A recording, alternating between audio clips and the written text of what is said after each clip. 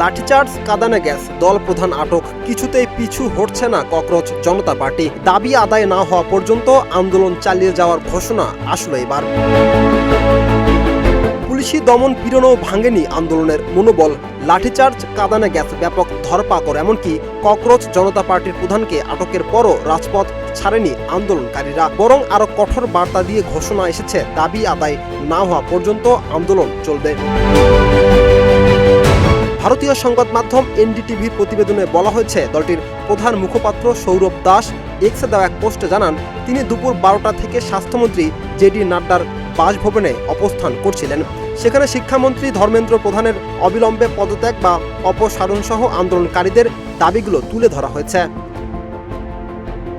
পোস্টে তিনি আরও লিখেন, স্বাস্থ্যমন্ত্রী বিষয়টি সরকারের উচ্চ পর্যায়ের আলোচনার আশ্বাস দিলেও এখনও পর্যন্ত কোনো সুনির্দিষ্ট প্রতিশ্রুতি দেওয়া হয়নি। তাই দাবি পূরণ না হওয়া পর্যন্ত আন্দোলনকারীরা রাজপথ ছাড়বে না বা ঘরে ফিরবে না। এর আগে পূর্ব ঘোষিত সংসদ অভিমুখে পদযাত্রা শুরু করলে পুলিশ লাঠিচার্জ ও কাঁদানে গ্যাস ছুড়ে আন্দোলনকারীদের ছত্রভঙ্গ করে, কিন্তু সেই অভিযানও আন্দোলনকারীদের গতি থামাতে পারেনি। বরং সিজেপির ঘোষণা অনুযায়ী দাবি আদায় না হওয়া পর্যন্ত আন্দোলন আরও জোরালো করার প্রস্তুতি চলছে। রাকিব হাসান, ইত্তেফাক নিউজ।